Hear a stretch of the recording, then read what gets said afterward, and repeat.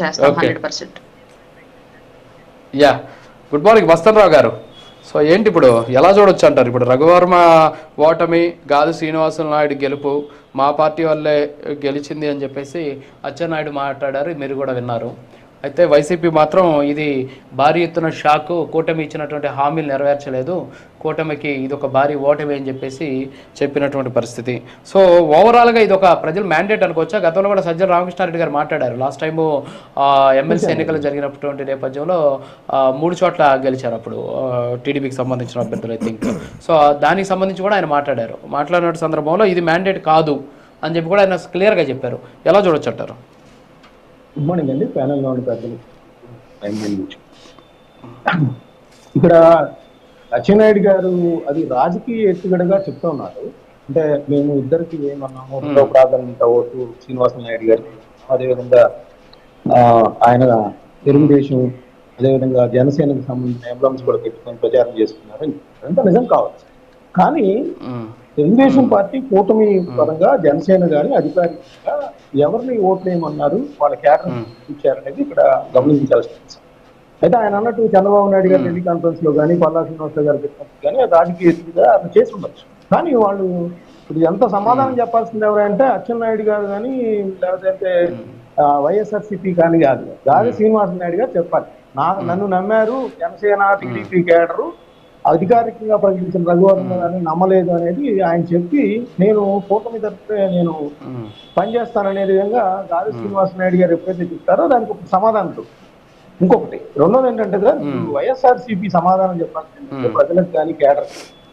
ఇప్పుడు వాళ్ళు అభ్యర్థులు కూడా ప్రకటించారు. నిజానికి పట్టభద్రుల దానికి సంబంధించి కానీ ప్రకటించిన పరిస్థితి కూడా ఉంది. ఆ తర్వాత వాళ్ళు చెప్పిన కారణం ఏంటంటే రాష్ట్రంలో శాంతి భద్రతల సమస్య కారణంగా మేము విత్డ్రా అవుతున్నాము అన్నారు. ఇప్పుడు ఎన్నికలు బాగా జరిగాయి, శాంతి భద్రతల సమస్య బాగా ఉందా లేదా అనేది తెలిపేది. సో దానికి వాళ్ళు సమాధానం చెప్పాలి. మరి క్యాడర్ కూడా మనం ఇప్పుడు మంచి అవకాశం కదా, సూపర్ 6 ఓ పక్కన అమలు చేయట్లేదు, ఫెయిల్ అయిపోయింది ప్రభుత్వం. ప్రజల్లో తీవ్రమైన వ్యతిరేకత ఉంది. జగన్ గారు ఎక్కడికి వెళ్ళినా కూడా తండోపతండాలుగా జనాలు వస్తా ఉన్నారు ఆయన మద్దతుగా. అట్లాంటప్పుడు అంటే రాజకీయ పరంగా సరైన అంటే ఎన్నికల్లో పోటీ చేయడం అనే సరైన నిర్ణయాలు తీసుకోకుండా మళ్ళీ పత్రం తీసుకే వెళ్తా ఉంటాం. ఎందుకంటే సరైన టైంలో సరైన నిర్ణయం తీసుకున్నప్పుడే రాజకీయాల్లో ఉన్నత స్థానాలు కానీ లేదా ప్రజల మృతి కానీ పొందగలుగుతారు. ఇప్పుడు ఆ వెంకటరెడ్డి గారు చెప్పినట్టు గాది శ్రీనివాస నాయుడు గారు గెలిచారు, ఉపాధ్యాయుల్లో అదేవిధంగా ఉద్యోగులుగా ఉండే ఉపాధ్యాయుల్లో అది వ్యతిరేకత వ్యక్తం అవుతుంది అనేది చెప్తున్నాం. ఆ వ్యతిరేకతను మీరు ఎందుకు అడ్వాంటేజ్ గా తీసుకోలేకపోయారు? మీరు ప్రజల్లో ప్రధాన ప్రతిపక్ష హోదా కోసం పోరాడుతున్నప్పుడు అదేవిధంగా ప్రతిపక్షంగా ఎందుకు ప్రజల్లోకి వెళ్ళలేక? శాంతి భద్రతలు సమస్య అనేది ఎట్లా ఉందనేది ఇప్పుడు ఎన్నికల్లో జరిగిన స్వేచ్ఛ, ఇప్పుడు ఆయన జరిగినట్టు ఇప్పుడు గాది శ్రీనివాస నాయుడు గారు స్వేచ్ఛగానే గెలిచినట్టే లెక్క. వెంకటరెడ్డి గారు మాటల్లో ఇందాక చెప్పాలి. రెండవది సజ్జల రామకృష్ణారెడ్డి గారు అప్పుడు ప్రకటించారు, ఇది వీళ్ళు మా ఓటర్లు కాదు, మేము అమలు చేసిన సంక్షేమ కార్యక్రమాలంతా కూడా వేరే కేటగిరీ ఆఫ్ ఓటర్స్ ఉన్నారు అనేది. సో ఇప్పుడు అది చూసినప్పుడు ఏమనిపిస్తుందంటే గతంలో కూడా తెలుగుదేశం పార్టీ విజయం సాధించినప్పుడు వైఎస్ఆర్సీపీ అధికారంలో ఉన్నాం, ఆ విధమైన అంటే ఆ ఓటమి నుంచి సాకులు వెతుక్కున్నట్టుగా ఆ రోజు ప్రకటించిన పరిస్థితి ఉంది నిజానికి. ఎందుకంటే ఆ రోజు మేల్కొన్నట్టే వైఎస్ఆర్సీపీ ప్రజల్లో తమకు ఇంత వ్యతిరేకత ఉందనే విషయం కనుక గ్రహించగలిగినట్టే వాళ్ళు రివ్యూ చేసుకొని ముందుకెళ్ళేవాళ్ళు. అక్కడెక్కడ రివ్యూ చేసుకోలేదు, దాన్ని వార్నింగ్ గా భావించలేదు.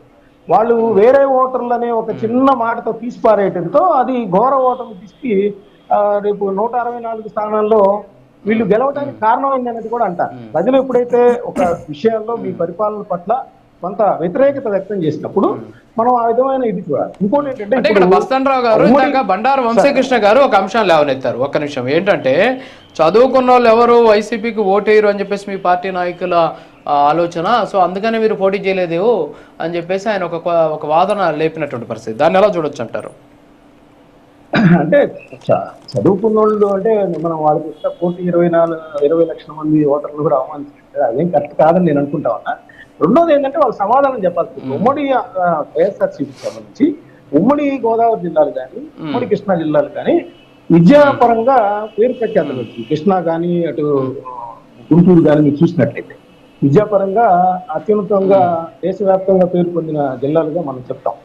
రెండోది ఏంటంటే ఇప్పుడు ఆయన చెప్పిన 40 నియోజకవర్గాల్లో 3 జిల్లాలు శ్రీకాకుళం, విజయనగరం, విశాఖపట్నం ఎట్లాగో తూర్పు గోదావరి దగ్గర నుంచి గుంటూరు జిల్లా వరకు చూసుకుంటే వైఎస్ఆర్సీపీ జగన్ గారు ఎక్కడికి వెళ్ళినా కూడా బాగా జనాలు వస్తా ఉన్నారన్న. మరి ఇప్పుడు ఇన్ని లక్షల మంది దాదాపు 35-40 నియోజకవర్గాలు కూడా ఉన్నాయి.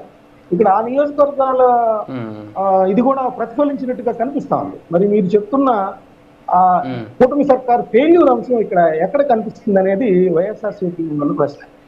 అది సమాధానం చెప్పాల్సింది వాళ్ళే. Okay okay yeah Bandaru Vamsikrishna garu sorry